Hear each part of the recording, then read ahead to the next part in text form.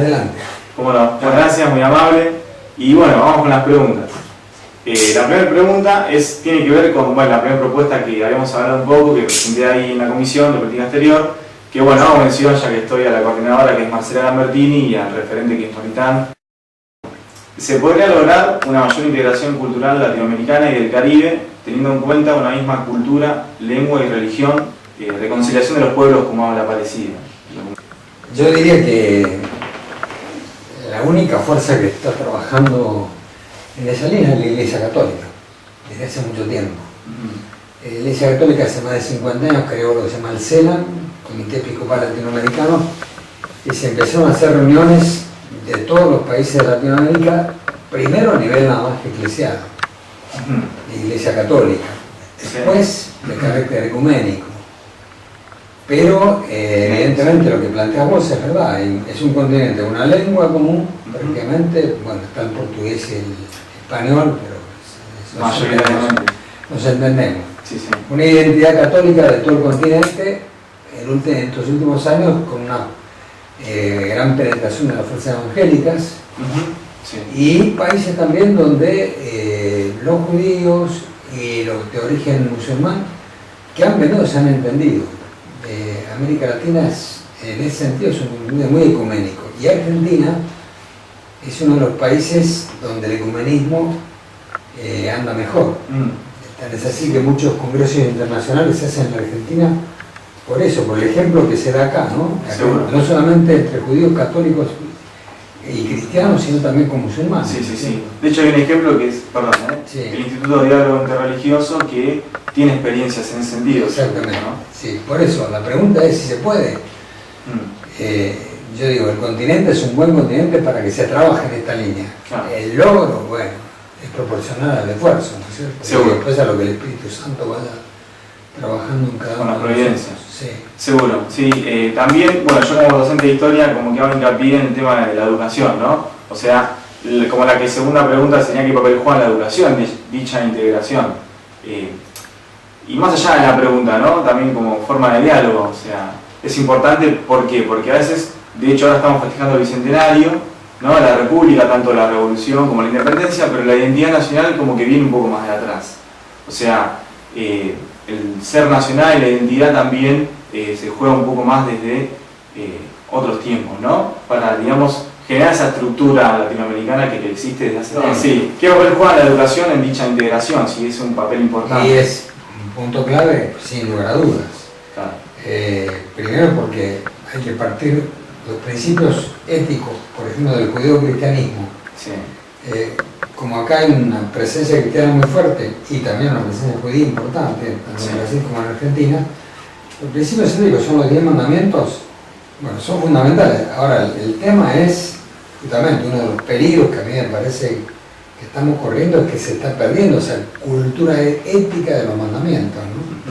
Entonces, la educación es importante en la medida que haya preocupación por la educación y que esté sustentada en valores y en valores éticos, porque evidentemente si en la educación, digamos, por ejemplo, no planteamos claramente el problema de la vida y aparece el aborto como una posibilidad y se da como un relativismo ético, bueno, esa educación no educa del todo, ¿no? Claro. El tema es sobre qué valores se asienta la educación, y nosotros creemos que los 10 mandamientos son un fundamento básico para plantear el tema educativo sobre un principios éticos, ¿no? Seguro, seguro. Y tiene que ver con el Papa Francisco, cuando invitaba a los jóvenes en la Jornada Mundial de la Juventud en Río de Janeiro a un compromiso social y político, ¿no? Ya más que ver con lo social. ¿Qué significa que la evangelización tiene una función social? Bueno, esto es un punto clave. El hombre fue creado por Dios como un ser social, ¿no? Entonces, estamos llamados a vivir en una sociedad, y en esa sociedad, sobre todo en Latinoamérica, lo más escandaloso es el tema de la pobreza, ¿no? Sí. La carencia de muchos, con altísimo porcentaje en algunos países. Nosotros ahora estamos ya pasando el 20% de pobreza, Sí. es muy serio. Sí, sí. Entonces, sin lugar a dudas, ¿no? Toda la educación tiene que tener una orientación social, ¿no? Y tiene que tener una orientación, yo diría, como lo plantean los documentos de la Iglesia, de una opción preferencial por los más pobres. Por ejemplo, cuando se planteó la ley de educación que se aprobó con este gobierno, nosotros planteamos que no solamente debía haber algunos postulados de orientación hacia los colegios de los más pobres, sino que tenía que fijarse en el presupuesto educativo un porcentaje definido para la educación orientada hacia los pobres, ¿no? Porque ¿qué pasa? Esto que en esta sociedad capitalista se manifiesta, que es un núcleo reducido de gente con muchas posibilidades y un 25% de diferencia, por lo menos entre los más ricos y los más pobres, eso se refleja en el orden educativo. Y justamente en educación hay que poner mucho más elementos e instrumentos de trabajo en los más pobres. Entonces, el tema educativo es fundamental, pero en la medida que la opción por los pobres esté contemplada en las leyes de educación, ¿no es cierto? Seguro. En el documento del SENA mismo mencionan el tema de la educación popular o más que nada de buscar otras herramientas, como usted decía, para llegar a todo el pueblo, a que todo el pueblo tenga la educación, sabiendo que hay muchos sectores de pobreza que son analfabetos y que no tienen la posibilidad que quizás todos tienen. Y además, no puede ser que en las leyes de educación de un país estén planteadas con una uniformidad, que por ejemplo, ¿no? Un colegio que está en el centro de San Isidro y un colegio que está en una vía de emergencia tienen el mismo programa y los mismos métodos educativos. Sí. Nosotros, por ejemplo, en Cáritas, en los centros de apoyo escolar que tenemos, planteamos, como no dependen eso del Ministerio de Educación, planteamos muchos métodos educativos alternativos basados en el juego, en la dimensión lúdica, en la música, de modo tal que el chico que viene incluso ya menos provisto por su desarrollo humano, por su desarrollo físico y su potencial espiritual, se le apliquen otros métodos de educación que el chico que se formó con una nutrición y está bien capacitado para aprender, ¿no? Claro. ¿Te parece necesario la profundización de las democracias con mayor participación de la ciudadanía con lugares de consulta? Lo que Bergoglio llamó un nuevo cabildo, en uno de sus documentos, ¿no? Bueno, uno de los grandes problemas de las democracias, en todo el mundo, pero en América Latina especialmente, es que hay como un divorcio entre el Estado y el pueblo, ¿no? Sí. Uno elige a los gobernantes y todos los gobernantes, lo que plantean el Estado, los tres poderes, muchas veces se divorcian de la realidad popular, ¿no? Seguro. Entonces, entre lo que llamamos sociedad civil, que es todo el pueblo, y lo que es el Estado, tiene que haber canales de comunicación y canales, vamos a decir, de participación mucho más fluidos. Puede ser que el ciudadano la acción ciudadana se reduzca a votar de vez en cuando. Cada 4 años, claro. Yo comprendo que eso depende mucho también de la inquietud de los ciudadanos. Pero pero en la educación justamente hay que educar para que la participación sea más clara, ¿no? Seguro. Contando con su experiencia, ¿no? Ya que usted estuvo en la mesa del diálogo a motivo de la crisis del 2001, que ha presidido la Comisión Episcopal de Pastoral Social y también fue asesor de la Comisión Nacional de Justicia y Paz, entre otras cosas, la pregunta sería ¿qué posibilidades tiene el diálogo justamente con la coyuntura actual sociopolítica de nuestro país? Si es posible. Bueno, yo creo que es fundamental instaurar una cultura de diálogo, ¿no? De todos modos, te diría que no estamos cercanos porque esa cultura de diálogo en un momento como este, ¿no? Sí. Nos da la sensación de que más bien se ha instalado en estos últimos años una cultura de enfrentamiento o de derrotar al adversario, ¿no? Sí. Y eso tiene que cambiar sustancialmente. Seguro. Tenemos que ir a una sociedad que dialogue y que busque consenso, ¿no? Son dos elementos fundamentales de la democracia, porque el gran instrumento de la democracia es el diálogo, ¿no? Y con ese instrumento hay que buscar consensos, acuerdos. Ese es el camino, ¿no? Seguro. Y yo aporto algo que me parece importante, que es algo que también leí en Bergoglio, que él dice que hay que conciliar opuestos, ¿no? Una sociedad que por lo general históricamente siempre fue enfrentada. El revisionismo histórico, por ejemplo, siempre ha propuesto que no se pueden conciliar los opuestos. O sea, nos remontamos a federales unitarios, por ejemplo, no se podían conciliar, y sí se pueden conciliar porque obviamente que tenemos muchos puntos en común, Principalmente que somos argentinos, ¿no? Y de hecho, además, hubo un intento de conciliación en la primera Constitución Nacional. Después en la práctica eso no se pudo plasmar del todo. Porque este es un país más unitario que federal. Sí. Pero tenemos que hacerlo federal. Tenemos que hacerlo federal. No queda otra. No queda otra, y además, partiendo de una cuestión tan elemental como la coparticipación en los presupuestos. Hoy en día, eso está regulado de alguna manera muy, vamos a decir así, arbitrariamente por el que tiene el que detenta el poder, ¿no? Claro. Las leyes tienen que tender cada vez más a esto, ¿no? Seguro. Un federalismo más serio. Seguro. Y la otra sería también referido a esto, si tiene alguna importancia que el Papa Francisco, con todo el liderazgo a nivel mundial que tiene, sea argentino. Bueno, tiene mucha importancia que sea argentino, pero no tenemos que ver todos los Papas Francisco en los problemas de Argentina. Sí. O sea, yo creo que con las orientaciones universales que está dando, ya eso nos alcanza a nosotros para decir, bueno, esto que el Papa plantea, lo tenemos que vivir primero nosotros. Claro. Primero, ante todo, justamente por eso, porque el Papa es argentino. Claro.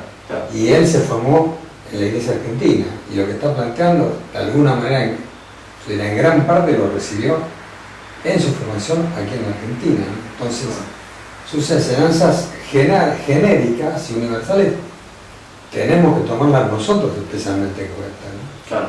Ahora, a veces se en algunas posiciones, claro, se quiere, se desea que el Papa intervenga más directamente, y no es la misión del Papa. Claro, es un buen mensaje ese, ¿no? Porque hoy en día a veces no se interpreta bien, claro. No se diferencia bien ese papel, ¿no? Y muchos tratan de utilizarlo más por ese lado de la foto y de la imagen, ¿no? Claro. O sea, que vivimos en una cultura que tiende a eso, más de algo espiritual, y verlo como un educador y con orgullo, ¿no? Porque es argentino, ¿no? Teniendo en cuenta el documento de la Conferencia Episcopal Argentina del 2008 de los obispos de la Argentina, llamado hace un bicentenario, Justicia y Solidaridad, en un momento define el estilo de liderazgo que necesitamos hoy, una concepción de poder como servicio. ¿Cree que es posible una reorientación y una rehabilitación ética de la política con convicciones no solo éticas, sino también religiosas? A ver, bueno, lo religioso siempre es más opcional porque no se puede imponer a nadie. Sí, yo creo que en política hay que hablar en principio, de una ética. Sí. Pues cada uno vive esa ética desde la opción religiosa que ha hecho en su vida, ¿no? Claro. Pero estoy absolutamente convencido de que es posible y además que es fundamental y que es necesario. Y si no encontramos un camino ético, no vamos a poder encontrar una salida para la Argentina, ¿no? Seguro, sí. Y acá es muy importante que digamos esto y que lo plantees, porque generalmente los argentinos tenemos como una tendencia mágica a decir, cuando el país se arregla económicamente, se arregla el país. No es así, cuando hay mucha plata y no hay ética, hay maladrones. Eso es lo que pasa, ¿no? Seguro. Entonces, la clave es la realización ética del país, y que la ética regule esos principios éticos, regulen después toda la vida y la convivencia. Seguro. Y ahí también que regulen la economía, que regulen la política, ¿no? Seguro. Yo también esto lo tomo porque es verdad lo que dice usted también, que hay muchas religiones, depende de la religión de cada uno. Y también yendo a las religiones, por lo general es para mí el bagaje cultural y moral, ¿no? De la sociedad y de las sociedades. Nosotros somos un país que también recibe y convivimos con otras colectividades, ¿no? Entonces, más allá de la religión, lo importante es saber que son también esas reservas culturales, ¿no? que tenemos como pueblo, ¿no? Sin duda, exactamente. Esas reservas están, yo estoy convencido que están, además se están poniendo de manifiesto en muchas manifestaciones. Por ejemplo, con el caso del fiscal, ¿no? La reacción del pueblo como tal fue una reacción muy positiva, sí. Una reacción de un impacto emocional y realmente un dolor, sí. O sea, de una reacción como que el pueblo tomó conciencia, claro, que fue una crisis, un momento muy crítico esto, ¿no? Y que es un momento que yo diría que va a pegar en la historia argentina por mucho tiempo, ¿no? Seguro, seguro. Y esa conciencia es como una manifestación de esas reservas morales que vos decís que el pueblo tiene, ¿no? Y que reclama quizá, ¿no? Y que con unidad se puede llegar a... Exactamente. Bueno, Casareto, muchas gracias. Y quizás como último, un mensaje a los jóvenes que quizás pueden llegar a ver la nota, muchos desesperanzados por la crisis de sentido que vivimos, y yo también hago parte, que se vive en nuestra sociedad. No sé, algún mensaje para los jóvenes. Yo con gusto, lo que pasa es que los jóvenes embarazados no miran estas cosas. Pero de todos modos, vamos a editarlo para los jóvenes en general, para los que tienen esperanza y para los que no tienen esperanza. No, yo sinceramente le digo, todo lo que es la preocupación por el bien común, por la política, justamente por los pobres, la opción por los pobres. Muchas veces yo comprendo, ¿no es cierto?, que los jóvenes están como abocados a encontrar un camino propio en la vida y por ahí todas las energías las tienen concentradas en esa dimensión, porque es evidente, en la Argentina no es fácil, por ejemplo, obtener un trabajo, no es un tema fácil la resolución de la propia vida, ¿no? Pero yo digo esto, lo que va a hacer feliz la resolución de la vida de cualquiera es la preocupación por los demás, no solamente la preocupación por los demás. Y bueno, y ciertamente yo les puedo decir, en el Evangelio, Jesucristo marca tan claramente esto, la dimensión servicial, el camino del servicio, que no puede haber felicidad si no se sirve a los demás, ¿no es cierto? Así que el mensaje para ustedes es este: plantéense la vida en dimensión de servicio y estén seguros que van a encontrar un camino de felicidad.